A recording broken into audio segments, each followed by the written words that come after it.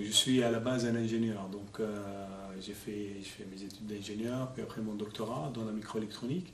Je travaillais dans le CNRS, ensuite j'ai créé Memscap que j'ai coté en bourse. L'innovation, c'est quelque chose qui est à la base de tous mes investissements. Aujourd'hui, quand je veux me définir, je suis un serial entrepreneur, si on veut, qui est très axé sur l'utilisation de la techno, sur l'axe de l'innovation. Pourquoi? Parce qu'en fait, dans tous mes investissements, il y a deux règles de base que je veille à valider. C'est que, un, il faut que je comprenne le milieu. Donc je ne ferai aucun investissement ou aucun lancement de société dans un domaine que je ne comprends pas. Et deux, il faut que j'ai une technologie de rupture. La technologie de rupture, on ne peut pas l'avoir sans innovation, sans beaucoup de brevets, etc. Et toutes ces sociétés ont respecté ces règles d'or. Et comment êtes-vous passé de la microélectronique, le microsystème qui est votre cœur de métier, au secteur de la beauté? Parce qu'on peut imaginer que c'est un grand écart, mais il y a un lien que vous avez mis en valeur. En fait, à la base, j'ai dirigé Memscap. Et Memscap était à l'époque focalisé seulement sur les communications optiques. Les communications optiques se sont effondrées d'une manière très très forte dans les années 2002, une année après notre entrée en bourse. Et il a fallu aller chercher des diversifications. Les diversifications, d'abord on a commencé par acheter des entreprises, donc on a acheté une société en Norvège, une aux États-Unis, en Israël, en France, c'était beaucoup de sociétés, 6 à peu près en tout, ou 7 même. Et parmi cette période un peu de recherche d'autres opportunités, etc., il y a eu quelque chose de hasardeux, on va dire, c'est que je suis parti voir un dermatologue pour un grain de beauté. Et en fait, je me suis aperçu qu'il n'avait pas beaucoup d'appareils, etc. Et je suis rentré faire un brevet sur un appareil qui permet de mesurer toutes les caractéristiques de la peau. Et en fonction de ça, pouvoir aider le dermatologue. Donc à la base, c'était vraiment plutôt médical comme approche. On a fait un prototype, et parmi les gens qui sont venus me voir, il y avait Vera Stroubi, qui était à l'époque présidente du groupe Thierry Mugler chez Clarins, qui est devenue dans la suite une amie. Donc au début, je réfléchissais seulement à faire des appareils. On a fait quelques partenariats dans le monde de la cosmétique, mais j'étais focalisé dans les premières années à vendre cet appareil aux médecins, dans le but que si je fasse quelque chose dans la suite, que la technologie soit absolument référente du milieu. Et en fait, c'est ce qui s'est passé. J'ai vendu ces appareils à des dermatologues, à des plasticiens chirurgiens, etc. entre 2002 et 2007. 2007, Vera Stroubi quitte le groupe Clarins, sort à la retraite, et je la ramène dans le conseil d'administration de Memscap. Et à cette époque-là, j'avais toutes les technologies pour mesurer tout sur la peau, et vraiment tout comprendre sur la peau, mais on ne pouvait rien traiter derrière. Donc je suis parti acheter un laboratoire dermoceutique, et moi à l'époque j'avais beaucoup d'investissements dans le biomédical. Donc, et dans le biomédical, tout ce qui est maladie un peu dure à résoudre, l'approche est vraiment la personnalisation.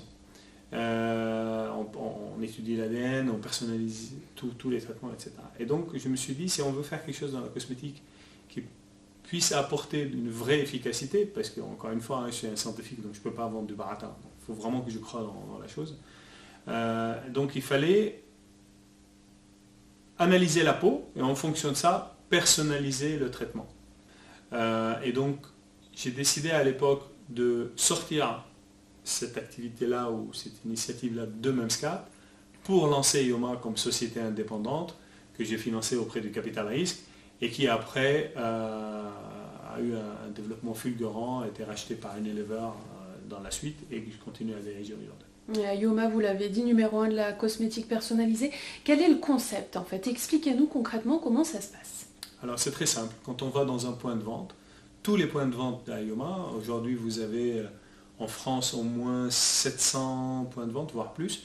Donc il y a tout le groupe Marionneau, tous les Beauty Success, plus quelques pharmacies sélectionnées. On a à peu près une petite cinquantaine maintenant de pharmacies dans la France. C'est quelque chose qui va continuer à se développer. Donc quand vous arrivez dans le point de vente, vous avez des appareils de diagnostic. Soit l'Ioma Link, soit l'Ioma Mirror, soit l'Ioma Sphere. Donc on a différents types d'appareils qui mesurent tous les paramètres de la peau. Donc ils mesurent plus de 22 paramètres. Et en fonction de ça, classe les imperfections, on classe la peau selon 7 signes de la peau. En fait, c'est les 7 imperfections, c'est les 7 besoins de la peau. Donc le 1, c'est peau sèche, dommage UV, le 2, c'est les ridules, le 3, c'est rides, 4, c'est rougeur, 5, c'est excès séborique, 6, c'est peau grasse, et 7, c'est tout ce qui est taches pigmentaires. Et sur ces 7 signes, en fonction des mesures de votre peau, des paramètres mesurés, vous allez avoir une note entre 1 et 15. 1 étant parfait, 15 étant moins bien. Donc, c'est ce qu'on appelle votre Ioma Skin Code. La techno va vous recommander un régime personnalisé d'abord, donc un rituel personnalisé. Ça veut dire, parmi nos nettoyants, quel nettoyant? Et la gamme Ioma est classée en 7 familles, chacune combat une de ces imperfections en fait. Donc vous allez avoir nettoyant, quel nettoyant, masque, quel masque, après quelle crème jour, crème nuit et sérum, donc c'est ce qu'on appelle les soins quotidiens, et les zones ciblées, les yeux, les lèvres, etc., quel produit. Donc là vous avez votre rituel personnalisé. Alors maintenant, si vous voulez aller encore plus loin, nous avons un produit personnalisé qui aujourd'hui, depuis le mois de septembre de cette année, avec la dernière innovation qu'on a apportée, qui s'appelle Ioma InLab, c'est un appareil qui vous fabrique en moins d'1 minute votre crème personnalisée, qui remplacera donc la crème jour, la crème nuit et les sérums, et qui est faite par cet appareil automatiquement sur le point de vente, une formule parmi 40 257 formules pour la crème jour et pareil pour la crème nuit. Et donc là, vous avez une crème qui répond absolument à tous les besoins de votre peau. Alors une fois que vous avez pris ça, les données sont stockées sur l'Ioma Cloud. Et donc quand vous faites votre traitement et vous revenez, c'est la cosmétique par la preuve. C'est-à-dire on va vous montrer avant, on va vous montrer après, on va vous montrer les résultats, les évolutions. Et on va adopter votre soin par rapport à vos besoins d'après, etc. Le plan d'innovation de 2018 comporte beaucoup de produits Access, donc on va être entre 25 et 39 euros. Et on cherche à ramener la crème personnalisée vers des prix en dessous de 100 euros. Donc ça fait partie de vos objectifs. De nos objectifs, parce que c'est quelque chose qui est inhérent à ma manière de voir les choses. Démocratiser la gamme Ioma. Alors on va parler de Ieva. Alors est-ce qu'on peut dire que c'est le petit frère de... C'est Ieva. C'est Ieva. Autant je dis Ioma, mais là j'ai dit Ieva. Ieva, alors est-ce que c'est le petit frère de Ioma et non. Ça veut dire quoi Ieva? Ieva en fait est indépendant de Ioma, même s'il y a un lien. Parce que en fait, Ieva, c'est des objets connectés pour le personal care, la beauté d'ordre général. Donc, quand on dit personal care, c'est hygiène beauté. Hygiène beauté. C'est dedans, plus le lifestyle. Alors, c'est comment tout d'abord, ce sont des bijoux. Donc, on va vendre des bijoux. Sauf que dans ces bijoux, il y a de l'électronique. Et la techno, qu'est-ce qu'elle fait? Elle mesure tout le stress environnemental. Ça veut dire on va certainement vous localiser et mesurer l'activité, mais au-delà de ça, comme tous les autres, mais au-delà de ça, on va mesurer l'hydratation, l'humidité, la température, l'UV, les bruits sonores, la pollution, les particules lourdes, tout ce qui peut agresser la peau, les cheveux, mais le corps d'ordre général. Et ces données sont envoyées dans le cloud. Et en fonction de ça, on va pousser des recommandations personnel care. C'est-à-dire, on va vous dire, ça fait 3 jours que vous êtes dans un environnement pollué, il est temps pour vous que vous faites un masque, etc. Parmi vos marques favoris, ça peut être Ioma, comme ça peut être Lancôme, Clarins, chacun il a des marques favoris. Voilà les recommandations produits qu'il vous faut. Et voilà les offres du marché sur ces produits-là. Donc on agit après en marketplace. Et au-delà de ça, on va permettre à tous les gens qui ont le bijou, quel que soit le prix, d'avoir des bénéfices de prix en passant par nous. Ça veut dire que vous allez avoir un moins 20 sur votre produit, parce que nous, on va passer des accords avec toutes ces marques pour que notre communauté à nous ait accès à un prix inférieur. Et avec IEVA, il suffit de porter le bijou pour que l'objet envoie là où on est les données du stress environnemental de la Terre dans les bases de données.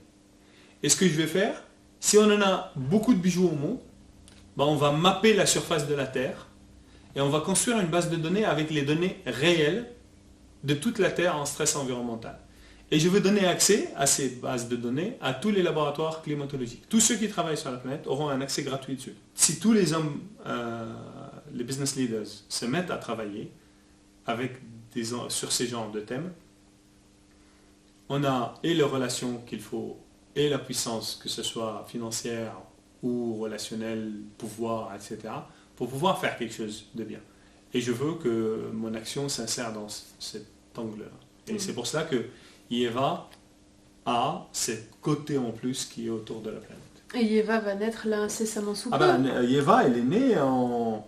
J'ai créé IEVA en fait dans l'été 2016. Le premier salarié est arrivé en septembre 2016. Aujourd'hui, on est entre 10 et 15 maintenant.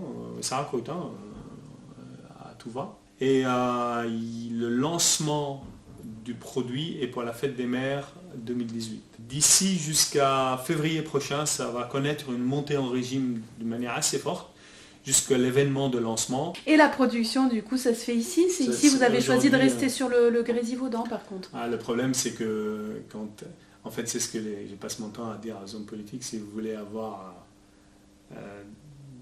créer de la valeur, à créer des emplois, etc., il faut plutôt des entrepreneurs qu'autre chose, parce que nous, on fait partie du terroir. À un certain moment, on s'installe, on a nos maisons, nos machins, etc.